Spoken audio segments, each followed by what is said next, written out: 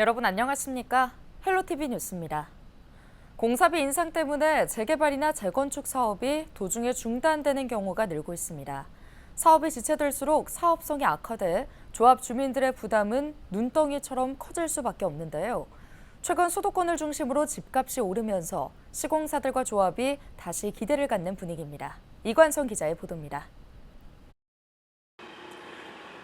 이곳은 이 재개발 사업을 진행하고 있는 인천 부평의 북의 4구역입니다.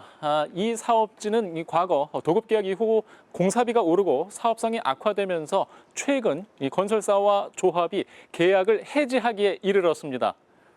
북의 4구역은 지난 2010년 도급계약 당시 공사비가 3.3제곱미터당 약 370만 원이었다가 2020년 약 440만 원으로 오른 바 있습니다.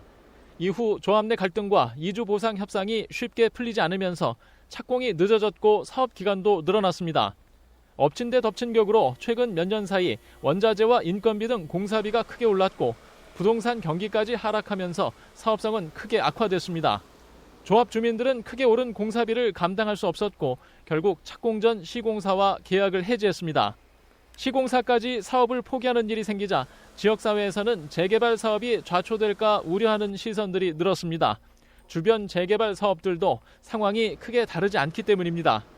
하지만 최근 몇 달 사이 서울 집값이 크게 오르고 부동산 가격 상승이 수도권까지 확산되자 시공사들이 재개발 사업에 다시 관심을 갖기 시작했습니다.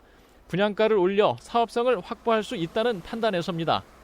철거와 착공을 더 이상 미룰 수 없는 북의 4구역은 최근 다시 시공사를 모집하는 공고를 냈고 2개의 시공사가 참여 의사를 보이고 있는 상황입니다. 최근에 부동산 시장이 우상향함으로 인해서 일부 건설사들이나 조합 입장에서 합리적인 건축비에 의한 그 계약이 일부 이루어지고 있는 것으로 분석이 되고 있습니다.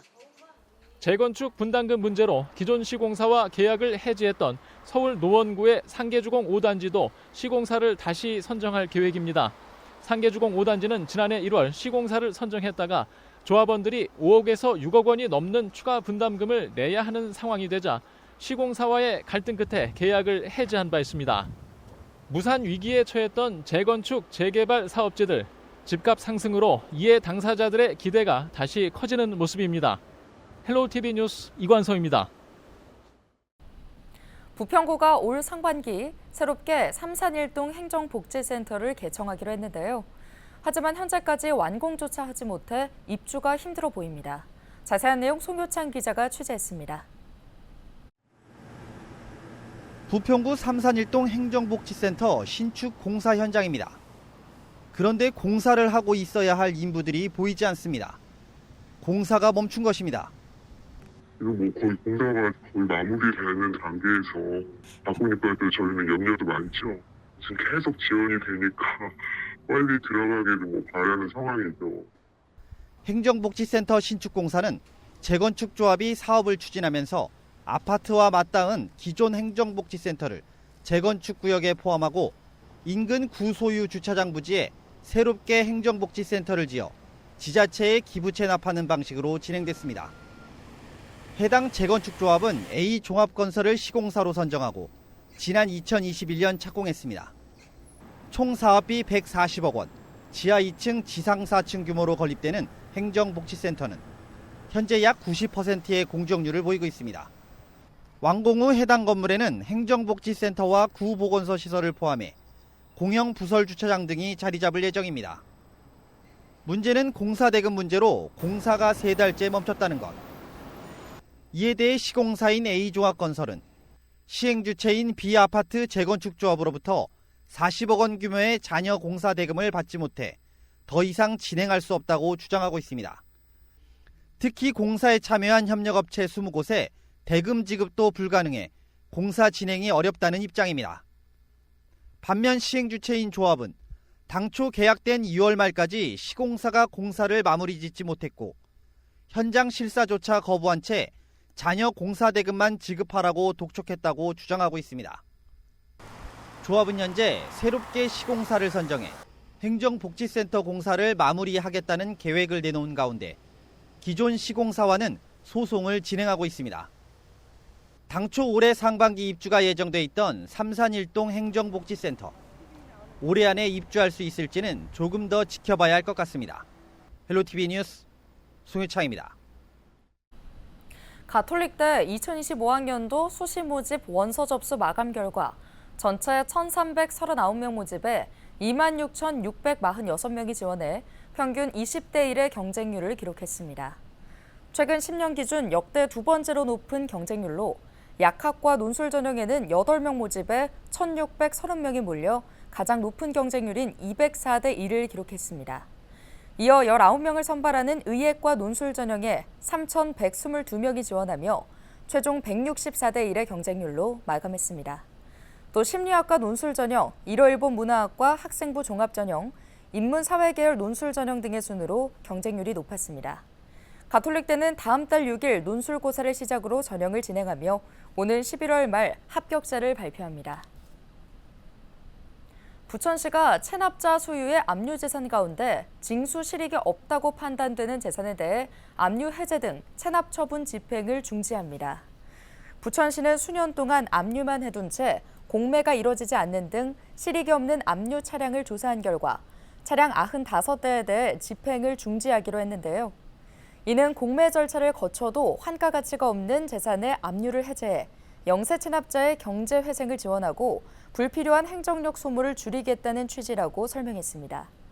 이후 체납자에게 다른 재산이 없으면 5년 동안 소멸 시효가 진행돼 체납세금 징수권은 완전히 소멸하게 되지만 다른 재산 취득이 확인되면 즉시 압류 조치합니다.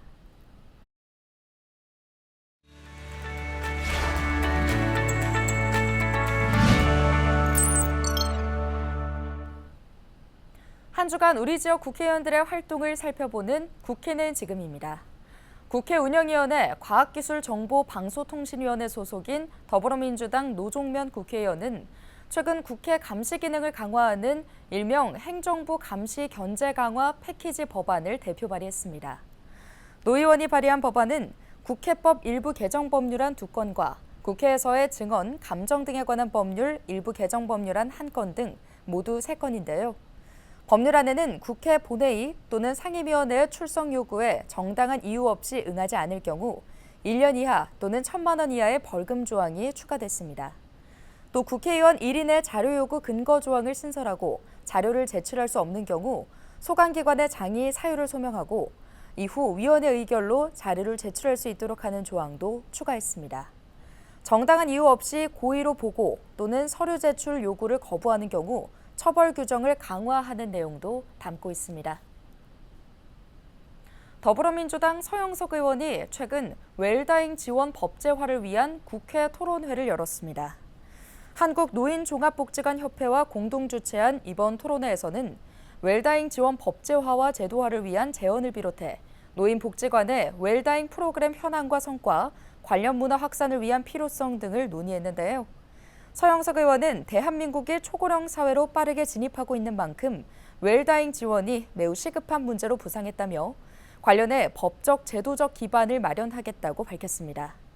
이번 토론회에는 웰다잉 문화운동 공동대표인 원혜영 전 의원도 참석했습니다.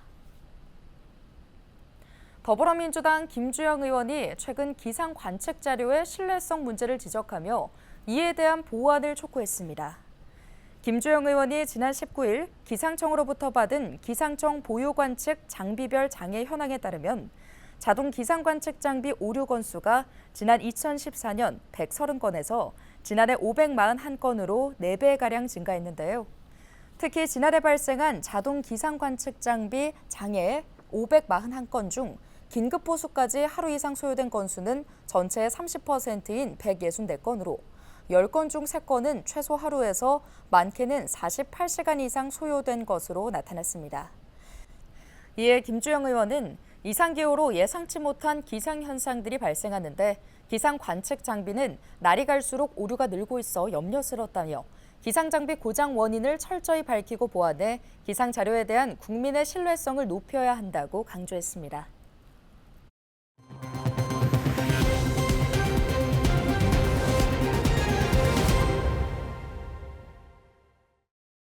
20일 새벽 4시 15분쯤 부천 원미구 도당동의 한 주택 1층에서 화재가 발생했습니다. 이 불로 60대 남성 1명이 대피 도중 등 부위에 1도 화상을 입고 병원에서 치료를 받았습니다. 불은 40여 분 만에 모두 꺼졌지만 화재가 처음 시작된 집은 전소됐습니다. 소방당국과 경찰은 부주의로 인해 처음 화재가 발생한 것으로 보고 정확한 사고 원인을 조사하고 있습니다. 김포시가 2025년 생활임금을 시급 11,400원으로 결정했습니다. 이는 올해 생활임금 11,210원보다 1.7% 인상된 금액으로 2025년 최저임금 1030원보다는 13.7% 높은 수준인데요.